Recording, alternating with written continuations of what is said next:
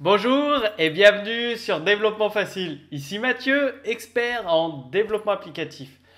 Dans cette nouvelle vidéo, ce nouveau cours consacré à la création d'une extension, donc d'un plugin WordPress, vous allez découvrir toute la partie client, c'est-à-dire ce que j'appelle la partie client.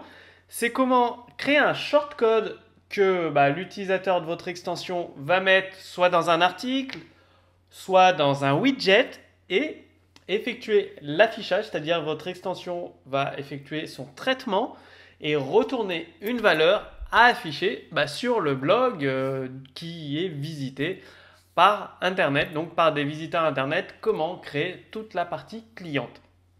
Donc pour créer un shortcode de ce style, AWCompte select avec des paramètres en entrée et ressortir un nombre, comment vous faites? Déjà, vous avez dans votre fichier principal de votre extension, devoir mettre en place le shortcode. Donc AWCompte, le shortcode s'appelle AWCompte, ici comme vous le voyez. Et lorsque ce shortcode est détecté, que ce soit dans une page WordPress, dans un article WordPress, dans un widget, vous appelez la fonction getAWCompte. Tout simplement. Pareil, vous rajoutez un filtre widget text sur le do shortcode, c'est-à-dire vous faites un écho donc dans une page PHP de WordPress. Directement, vous appelez du code PHP, donc do shortcode. Ça veut dire ça va exécuter ce shortcode, donc ça va exécuter ce shortcode qui va appeler au final la même chose, getWACount, tout simplement. Alors, comment ça fonctionne getWACount? Eh bien, donc c'est la partie client. Donc on récupère les globales. Qu'est-ce que ça permet de récupérer les globales? C'est lorsque l'extension a été chargée, cette fonction a été appelée et dans cette globale, elle a là une instance de la classe AWWeber DevFacile, partie cliente, AWWeber DevFacile, l'instance qui est ici, partie cliente. Donc déjà, on va récupérer cette instance. Ici, on la récupère. Ensuite, on fait un extract de select. Pourquoi select? Tout simplement, le shortcode, il a un paramètre d'entrée qui s'appelle select avec tous ces éléments. Là, on appelle la fonction AWCompte shortcode. Le paramètre d'entrée select, ça vous permet d'apprendre à récupérer les paramètres transmis en entrée d'une extension. Donc select. Donc dans select, $select, vous avez donc tous les paramètres en entrée qui ont été tapés par l'utilisateur lorsqu'il a mis en place votre shortcode de votre extension. Donc après, vous faites des traitements. Ici, j'utilise AWeber DevFacile Setting. C'est-à-dire c'est la classe qui gère les paramètres. Comme je vous l'ai dit dans la vidéo précédente, plutôt que de créer des tables avec cette extension, j'ai préféré utiliser les paramètres de WordPress tout simplement. Donc ça va stocker dans la table options de WordPress toutes les options de l'extension AWeber DevFacile. Donc je vous ai déjà expliqué cette classe, comment elle fonctionne. En gros, on recherche donc ici si cette liste a déjà un enregistrement, d'enregistrer dans les paramètres AWeber, dans les options AWeber. Si elle a déjà un enregistrement suivant le code de continu, soit on affiche directement le nombre d'inscrits qui provient des paramètres enregistrés dans les options AWeber et donc on fait un return et qu'est-ce que ça va faire? Ça va afficher ici le nombre de développeurs, donc ça va retourner un nombre, donc 5005 développeurs, tout simplement. Sinon, qu'est-ce qui se passe? Eh bien, on va mettre à jour cette valeur. Donc, on récupère un tableau, on fait un exploit, donc chaque liste est séparée par une virgule, donc on récupère un tableau. Si select a bien été renseigné, que le tableau est plein en continu, sinon on renvoie 0, parce que si aucune liste est sélectionnée, il n'y a pas de paramètre en entrée, pas de liste, forcément il y a 0 inscrit. Ensuite, on récupère une instance de la partie client AWeber. On se connecte, c'est-à-dire on appelle la méthode connect ici sur la partie de notre classe AWeber. Donc on va se connecter à l'API AWeber. qu'est-ce qu'on fait une fois qu'on est connecté à la partie AWeber? Si tout s'est bien passé, on continue. Sinon, on renvoie l'ancien nombre d'inscrits qu'il y avait de stocké dans les settings WordPress. Donc c'est à ça que ça sert les paramètres, les options WordPress avec cette extension AWeber. Et vous pouvez vous en servir de la même façon dans votre extension. Si l'API que vous devez interroger ne fonctionne pas, mais qu'elle a fonctionné avant et que vous avez pu enregistrer les valeurs qui vous intéressaient dans les options de WordPress, si vous ne pouvez plus vous reconnecter à l'API, vous savez que vous avez toujours les options que vous avez récupérées de vos options WordPress que vous avez sauvegardées, donc vous pouvez les renvoyer. Sinon, qu'est-ce que vous faites? Vous appelez une autre méthode sur AWeber pour trouver une liste et récupérer les infos de cette liste. Donc là, vous récupérez les infos de la liste, le nombre total d'inscrits. Si vous recevez -1 dans AllList, qu'est-ce que ça veut dire? Ça veut dire qu'il y a eu une erreur, donc ce n'est pas la peine de continuer s'il y a eu une erreur.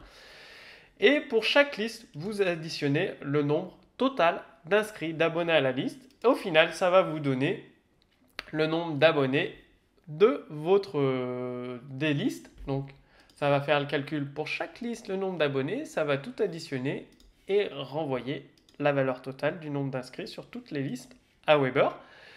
Donc, une fois que vous avez interrogé l'API AWeber, vous ne reste plus qu'à, bien évidemment, stocker ces nouveaux paramètres. Donc, vous enlevez l'ancien enregistrement. Ici, dans Settings, on enlève l'ancien enregistrement. Donc, on le recherche et on l'enlève en faisant tout simplement un unset et en mettant à jour dans les options WordPress la valeur. Et ensuite, qu'est-ce que vous faites? Vous rajoutez le nouvel enregistrement avec la nouvelle valeur du nombre d'inscrits et toutes les listes sélectionnées. Donc, qu'est-ce qui se passe? Add record, ça va tout simplement créer un nouvel objet avec le timestamp renseigné directement, toutes les listes concernées et le nombre total d'inscrits pour ces listes-là. Donc, ça vous renvoie un objet ici dans Add Record. Et ce nouvel objet, vous le stockez dans les options de WordPress, les paramètres de WordPress, donc dans une table MySQL qui s'appelle Options dans WordPress. Vous mettez à jour les options. Et voilà, la partie cliente est finie, puisqu'à la fin, vous renvoyez le nombre total d'inscrits. Donc, tout ça, simple code, ça va appeler, ça va faire tout ce que je viens de vous décrire pour, au final, afficher le nombre d'inscrits dans les listes AWeber. Donc là, vous avez vraiment tout un panel qui peut vous être utile pour créer vos extensions WordPress. Donc, utiliser les options pour stocker des informations en base de données grâce à WordPress. Un shortcode, donc c'est-à-dire utiliser la notion de shortcode et des paramètres en entrée pour les récupérer. Faire un écho sur un do shortcode, l'exécution d'un shortcode. Donc, tout ça, vous avez tout ce qu'il faut. Donc, inspirez-vous de cette extension. Sous cette vidéo, vous trouverez un lien directement vers le répertoire officiel des extensions WordPress. Donc, vous pouvez installer cette extension AWeber Dev Facile sur votre blog WordPress, voir comment elle fonctionne, la tester.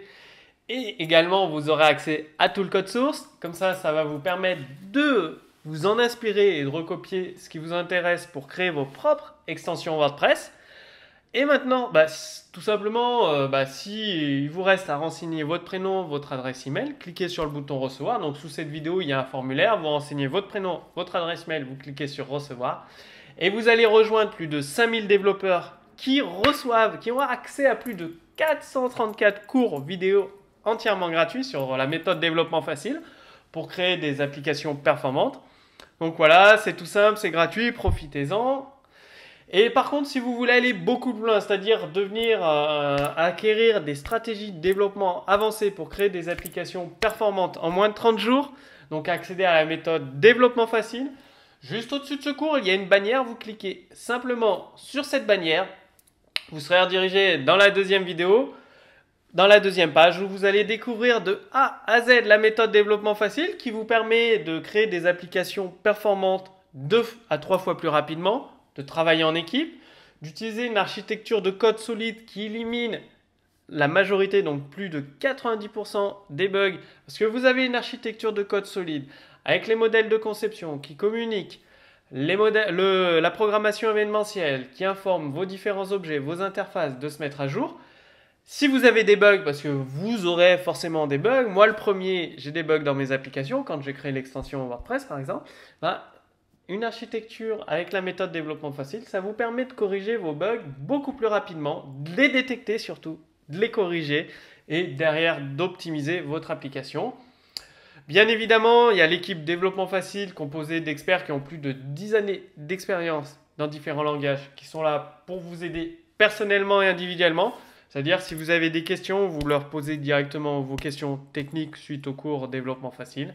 Ils corrigent votre code source, ils vous renvoient des exemples supplémentaires de code source et ils vous donnent toutes les explications supplémentaires pour que vous puissiez maîtriser à votre tour la méthode développement facile. Donc, cliquez simplement sur la bannière, sur le lien juste au-dessus de cette vidéo pour tout savoir sur la création d'applications performantes sur les smartphones, des jeux sur les smartphones, des applications sur l'iPhone, sur les tablettes, iPad, Android. Donc tout ça, c'est dans la deuxième vidéo. Je vous dis à tout de suite. Je vous retrouve tout de suite dans la deuxième vidéo.